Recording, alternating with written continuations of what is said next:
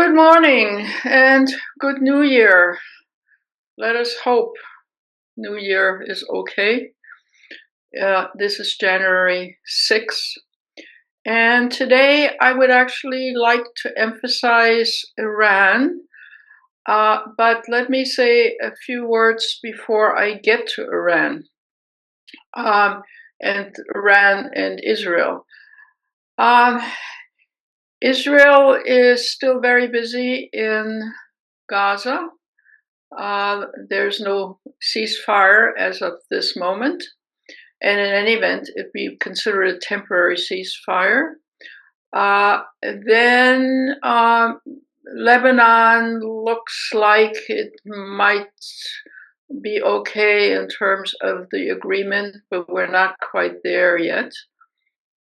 Then there is Syria,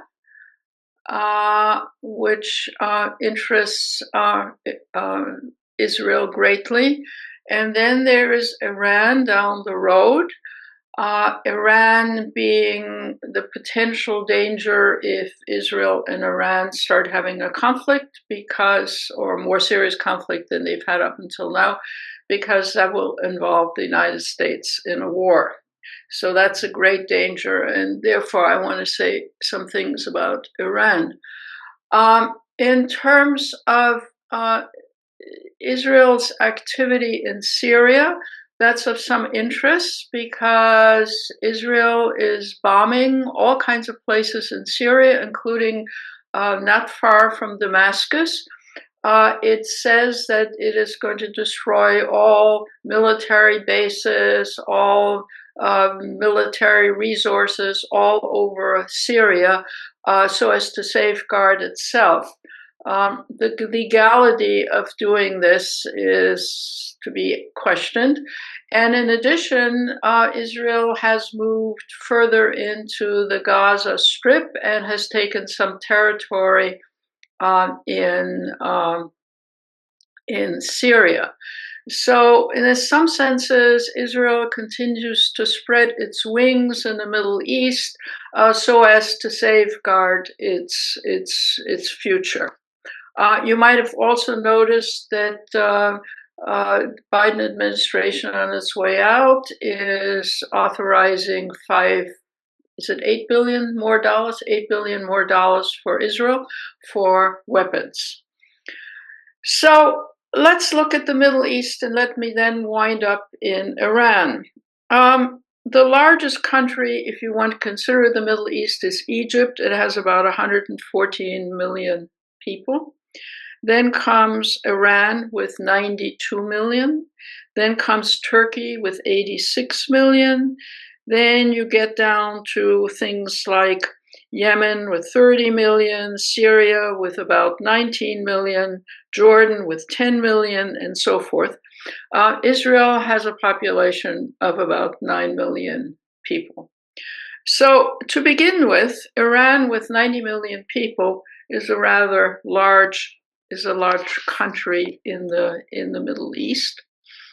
And it's both in size, population, as well as in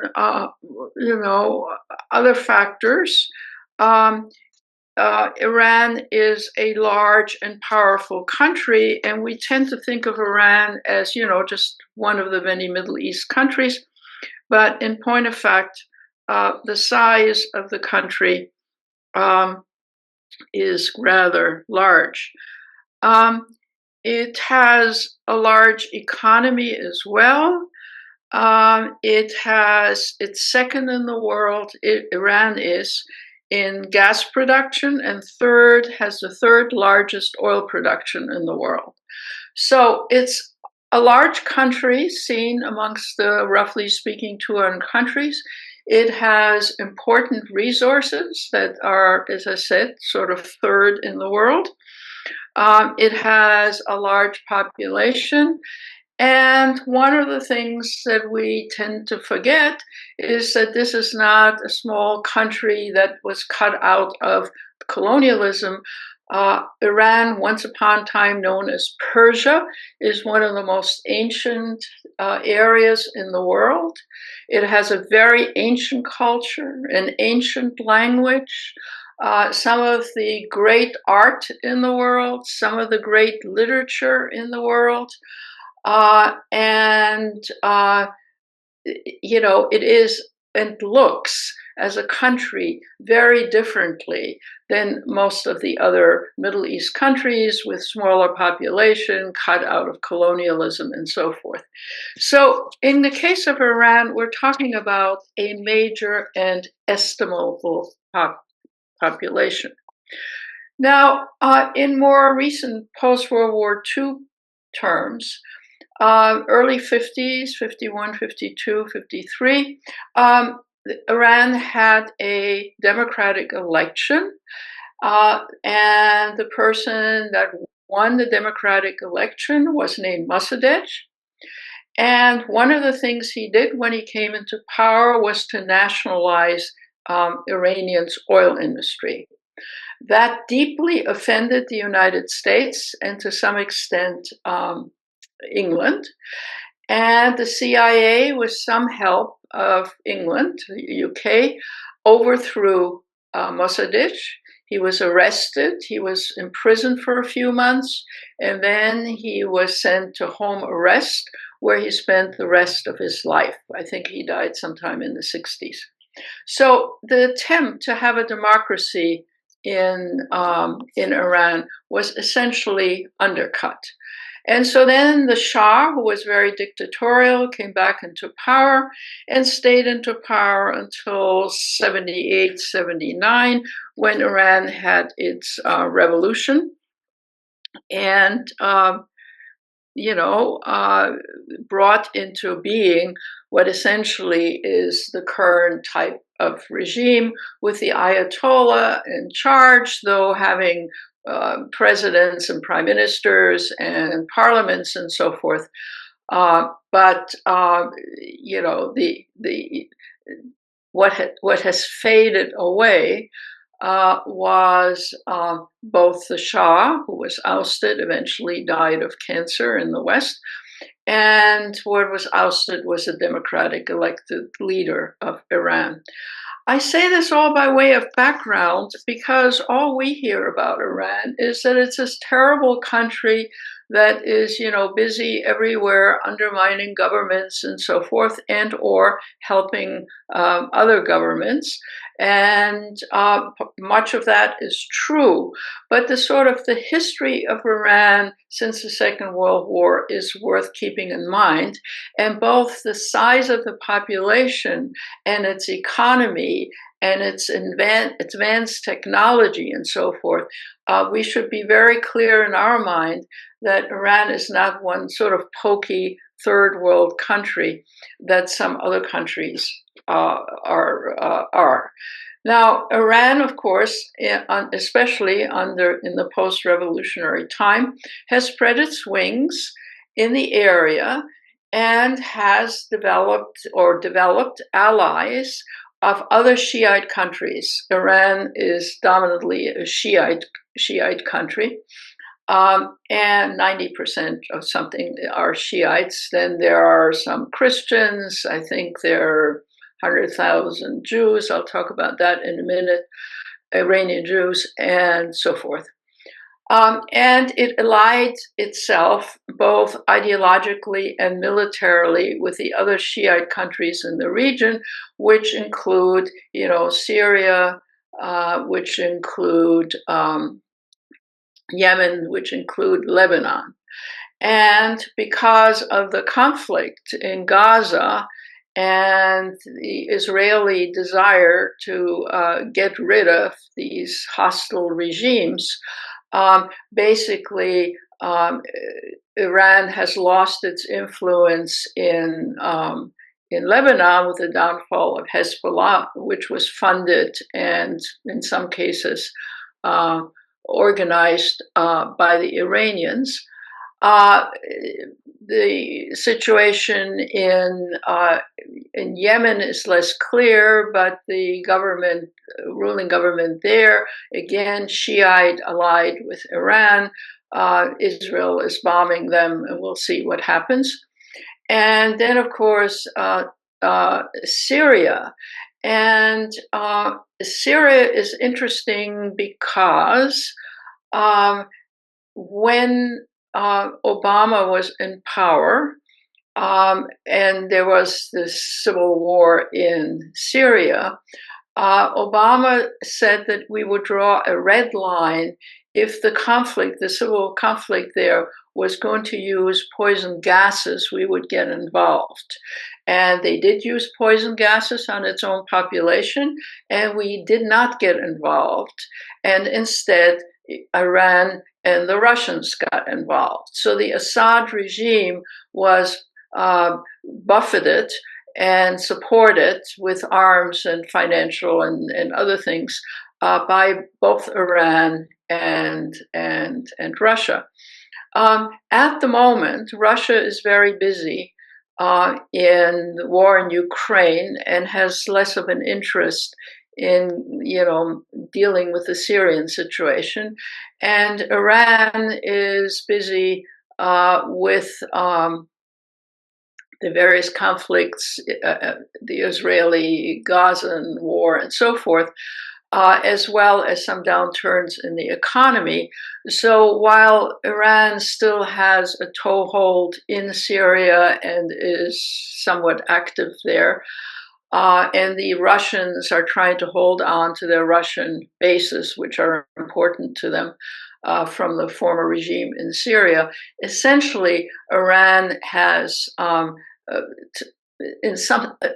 withdrawn is put it too strongly, but at the moment is somewhat treading water to see what is going to happen when Trump comes into power. And ironically, you will recall that there was an international nuclear energy agreement with Iran, which forbid it to develop uranium to the great level that it could be weaponized.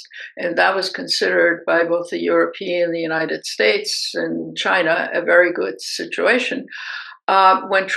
During Trump's first administration, he got the US out and nixed the treaty.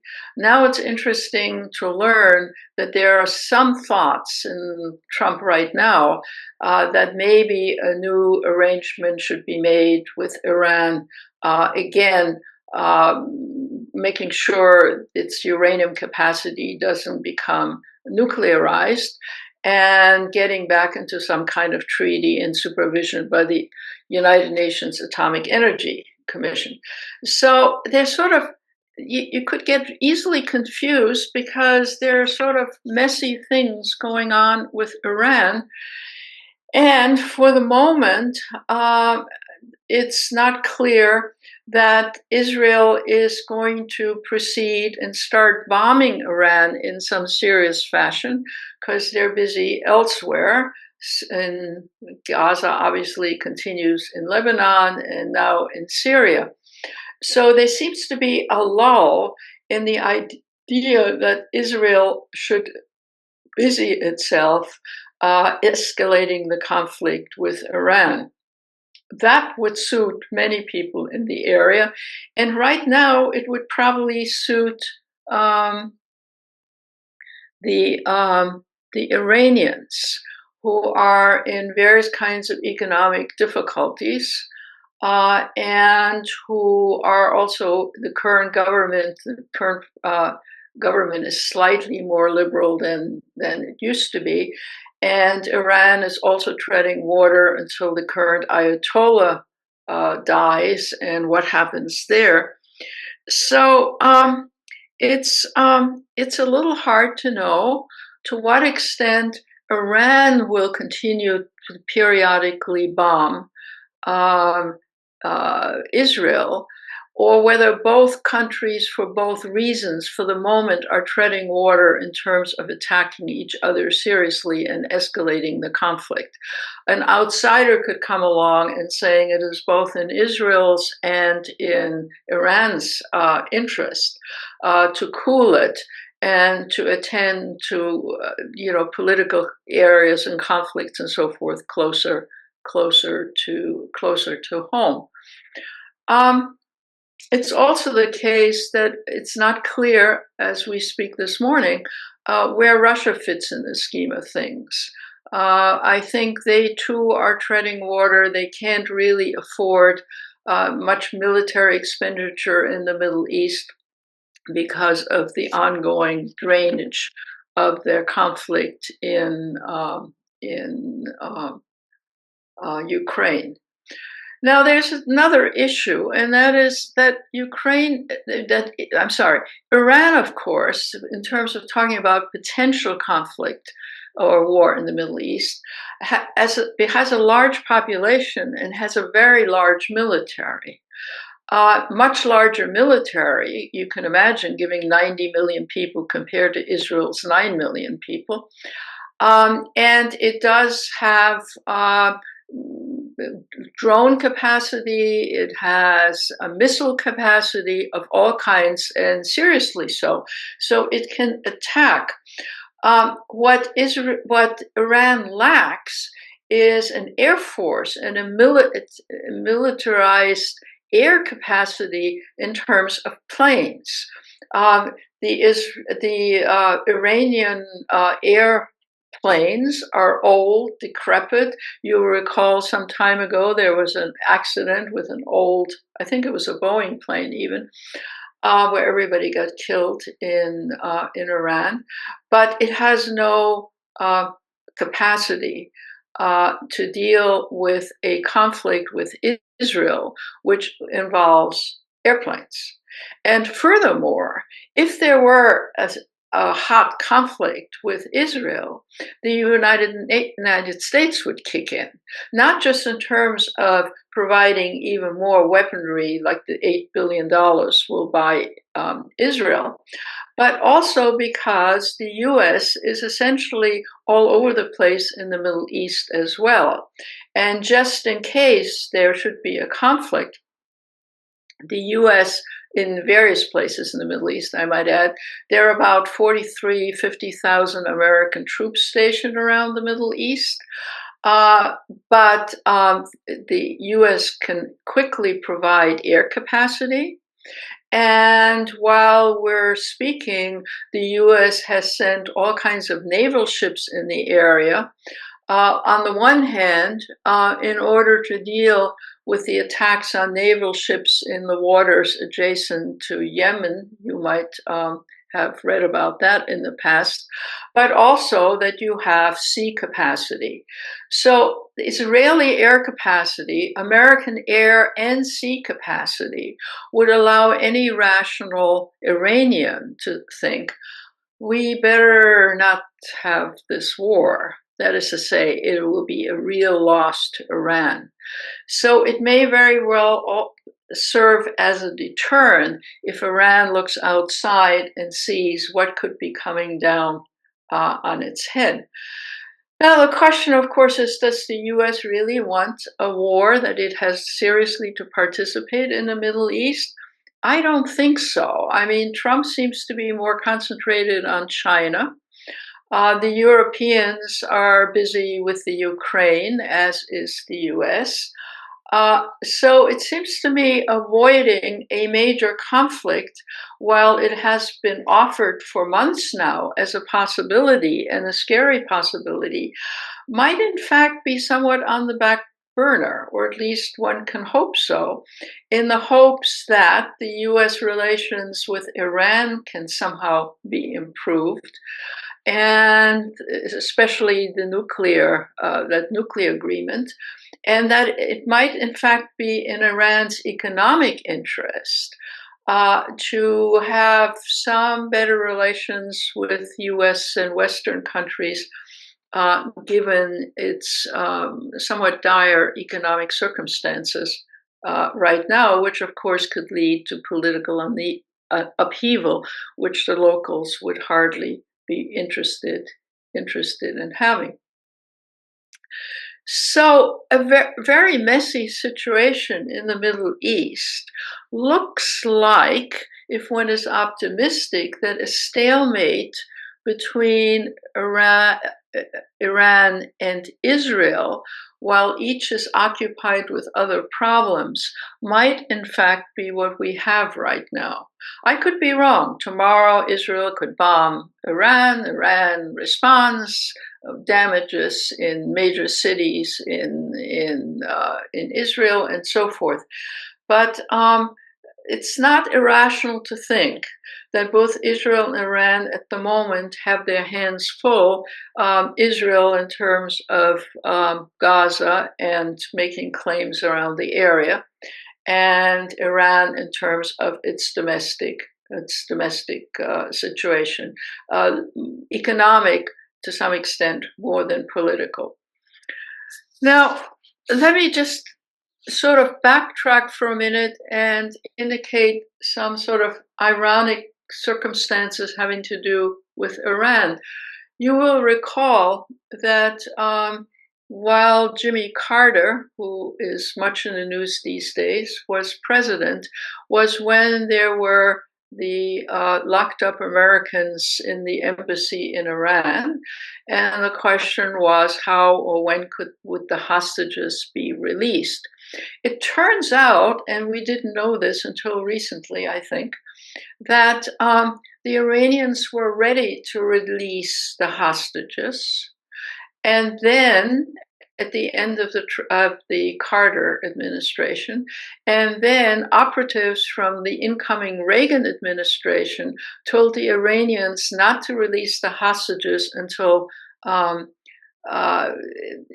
there was a change and Reagan became president, so that he could take credit for it. You will recall that the two at least if you've been watching the news, that the two matters that people said lost Carter his presidency was one, gas prices, right, which were out of reach at the time, and the hostages. And now it turns out that it's probably the case that at least the hostages could have come out under Carter.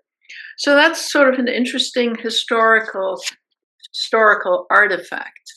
But I think, and in a way, I'm kind of repeating myself by saying that one of the important things to recognize about Iran, which gets, mentioned amongst all these other Middle East countries, that it is not some pipsqueak country, that it is a major country in the world, not just in the Middle East, a country with major resources in the world, both gas and oil, which are still in demand, a major country which has in many ways allied itself with Russia, but Russia right now is otherwise engaged, and a country with a very unhappy population right now, given the economics of the country.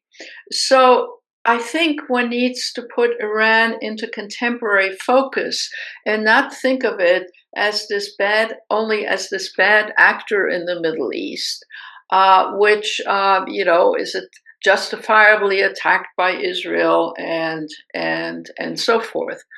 The other thing to be said is that Israel's expansion into Yemen and especially Syria can, as I said, be funded militarily through the US.